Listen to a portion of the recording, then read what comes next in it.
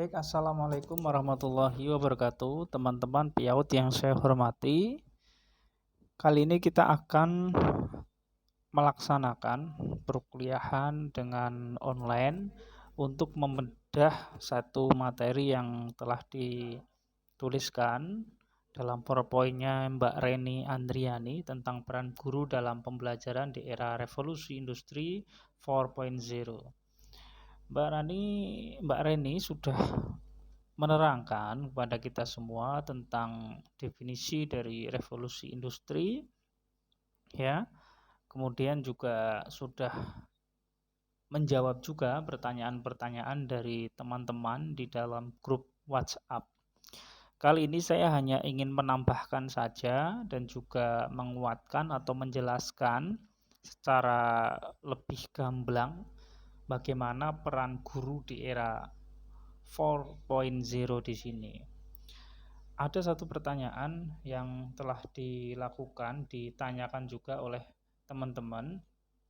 Kalau sekarang sudah 4.0, bagaimana proses menuju 5.0 di situ? Ya, Pak. Bagaimana untuk yang 5.0 di situ? Nah, sekarang ini memang sudah muncul 5.0 di situ yang dikenal dengan era Society 5.0. Nah, bedanya kalau 4.0 di sini atau 4.0 di sini itu adalah eranya industri atau digitalisasi yang sangat masif dan kita sangat bisa merasakannya ketika era pandemi pada saat itu. Tetapi kalau yang 5.0 di sini atau era society ini diviralkan ya istilahnya itu oleh Jepang. Kenapa? Karena orang-orang Jepang itu sudah bertahun-tahun, ratusan tahun mendidik anak-anak mereka dengan karakter, ya, dengan kedisiplinan, dengan etika dan juga akhlak yang berkarakter menurut mereka. Tetapi kemudian dengan adanya revolusi industri 4.0 di sini menyebabkan degradasi moral, karakter yang menggerogoti karakter-karakter dan juga kedisiplinan orang Jepang, terutama di kalangan anak-anak. Ini yang kemudian ya menyebabkan dari Jepang itu berpikir, ada apa ini? Penyebabnya apa? Kenapa dengan adanya revolusi industri, digitalisasi yang semakin masif seperti ini dapat menghambat interaksi sosial antara anak yang satu dengan anak yang lain yang harusnya layaknya anak-anak itu dia masih tinggi ya dan juga besar dalam proses bersosial terhadap anak-anak yang lain, terhadap orang-orang, lingkungannya, tetapi sekarang mereka banyak yang menjadi individual. Nah, inilah yang menyebabkan kenapa dinamakan dengan era society ya atau sosial di sini karena memang selain terjadi transformasi industri digital juga terjadi transformasi sosial dari yang orang yang memang awalnya sosial menjadi individual. Ya, inilah yang kemudian memunculkan era yang dinamakan era society 5.0 di sini. Jadi kelanjutan daripada era industri 4.0. Baik.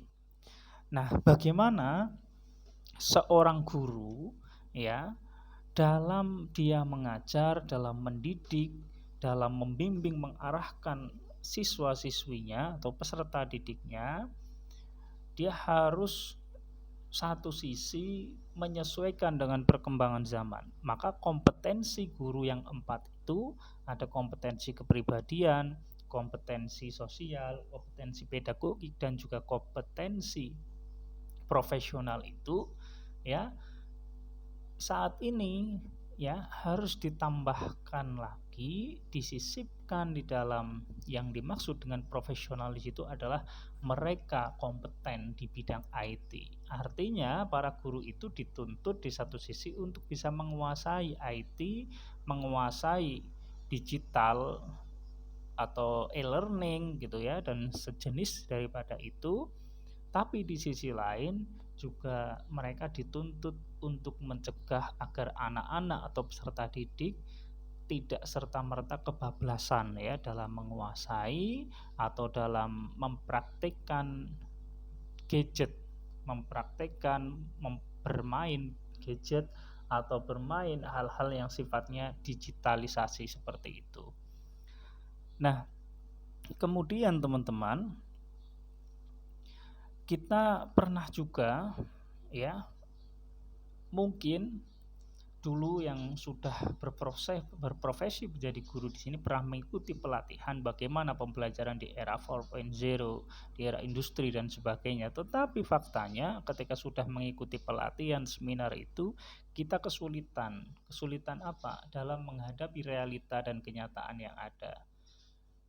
Jadi seminarnya, workshop, diklat dan sebagainya yang dilakukan oleh dinas, oleh Ikatan Guru RA, Himpaudi dan sebagainya yang telah mungkin teman-teman pernah ikuti atau pernah kita ikuti pada saat itu, ketika dihadapkan pada realita yang ada, pada kebingungan semua. Ini terbukti ketika COVID-19 ya, daring atau PJJ, pendidikan jarak jauh diberlakukan oleh Kemendikbud di pusat, orang-orang pada bingung semua, mulai dari tingkat PAUD hingga perguruan tinggi.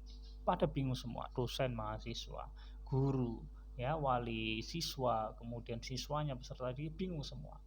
Nah, bingungnya apa? Dalam melakukan pembelajaran prosesnya di sini itu bagaimana? Ya, mulai dari SDM-nya bisa enggak orangnya ini, wali muridnya melakukan itu, gurunya melakukan pembelajaran secara online, bisa nggak menggunakannya fasilitas-fasilitas yang ada. Kemudian kalau sudah bisa, kira-kira infrastruktur jaringannya mendukung atau tidak ya. Kemudian peserta didiknya mampu nggak untuk melakukan itu, memanfaatkan infrastruktur dari pembelajaran virtual itu. Nah, ini yang kemudian menjadi permasalahan-permasalahan kita di lapangan, teman-teman. Ya. Nah, sebagai seorang guru yang berprofesi memang menjadi seorang guru itu memang dituntut ya untuk bisa menguasai teknologi informasi atau pembelajaran virtual yang ada. Tetapi itu hanya sebagai sarana ya, sarana dan juga sumber maupun media pembelajaran yang kita harus kuasai sebagai seorang pendidik ya kepada peserta didik. Tapi di sisi lain, secara praktek realitasnya di lapangan, kita juga sembari untuk mengimbangi kepada mereka bagaimana praktek-praktek terbaik yang dilakukan secara real, bukan secara visual. Visual itu hanya sebagai pendukung saja dan juga penyempurna, ya, bukan menjadi sumber yang utama. Contoh misalnya, jika teman-teman guru ya ingin mengajarkan praktek sholat misalkan, nah sholat itu kan memang harus diteladankan, harus dicontohkan, dipraktekkan secara langsung, siswa-siswi peserta didik itu melihat ya, bukan kemudian diberikan video ya untuk kemudian peserta didik, anak-anak itu untuk melihat ini begini. Video itu adalah pendukung ya, setelah atau gambar-gambar yang sifatnya multimedia itu adalah pendukung ya, setelah dari guru itu adalah meneladankan, memberikan contoh secara langsung. Nah, maka namanya perangkat pendukung itu untuk menyempurnakan bisa, untuk mendukung agar lebih memahamkan peserta didik juga bisa. Nah, makanya di sini ya, peran guru sebagai teladan karakter, penebar passion dan juga inspiratif itu sangat penting sekali. Makanya peran guru sebagai manusia itu tak akan pernah tergantikan dengan teknologi apapun dari masa ke masa. Teknologi hanyalah pendukung, tapi guru itu adalah pengubah atau pendidik mentarbiyah yang asli ya. Jadi bukan teknologi di situ, teknologi hanya pendukung di situ. Oke, ini yang sudah dibikin oleh Mbak Reni ini sudah cukup komplit ya, sudah bagus. Hanya saja tadi yang sudah saya sampaikan itu intinya itu adalah gurunya, tetapi perangkat-perangkat pembelajaran yang wajib dikuasai oleh guru itu adanya perangkat pendukung. Oke, begitu ya teman-teman yang saya hormati. Nah, coba kita lihat di sini. Betul, memang saat ini di era digital itu kita menginginkan output atau lulusan siswa yang tidak hanya menguasai tradisional saja, tradisional skill atau konvensional skill yang zaman dulu, skill yang biasa-biasa saja atau hard skill di situ, tapi soft skill itu yang harus dikuasai. Mereka juga perlu untuk menguasai budaya-budaya virtual, budaya digital ya, dan sejenis daripada itu. Tetapi untuk anak-anak itu juga harus kita lihat aturan mainnya ya teman-teman. Ya kira-kira kalau di Indonesia atau untuk kultur di masyarakat, di keluarga inti itu sendiri, di pendidikan formal bagaimana, non formal bagaimana, di informal bagaimana. Maka ada banyak orang tua di situ yang kemudian ya mengalihkan daripada gadgetnya kemudian menjadi kepada alam ya. Kemudian ada juga yang mengalihkan tata cara aturan main gadget itu dari untuk anak-anak 1 hari 10 menit atau 1 jam dan seterusnya. Ya, jadi banyak ragam cara untuk itu. Kemudian teman-teman yang perlu kami sampaikan di sini itu adalah kesehatan mental yang harus dilakukan oleh guru kepada peserta didik. Di era marketing, di era digitalisasi di saat ini yang penuh dengan pasar-pasar bebas ya, kemudian juga dimanapun anak-anak itu bisa melihat mainan, bisa melihat juga apapun yang mereka inginkan itu melalui gadget di situ. Nah, pasar bebas juga di sisi lain itu yang tengah muncul ada di era saat ini, itu mereka juga banyak yang mempromosikan barang-barang ataupun hal-hal yang lainnya kepada kita. Misalnya gini, ketika anak kita mainan YouTube di situ, ketika YouTube-nya tidak dibuat menjadi YouTube Kids, maka di sana akan muncul iklan-iklan yang dalam tanda kutip iklan dewasa, mengiklankan barang-barang yang mungkin tidak ada hubungannya ya, jauh hubungannya dengan si anak itu, tetapi mungkin iklannya berhubungan dengan apa yang kita butuhkan ya. Itu secara tidak langsung juga berpengaruh kepada anak-anak. Jadi seperti itu teman-teman. Terima kasih. Assalamualaikum warahmatullahi wabarakatuh.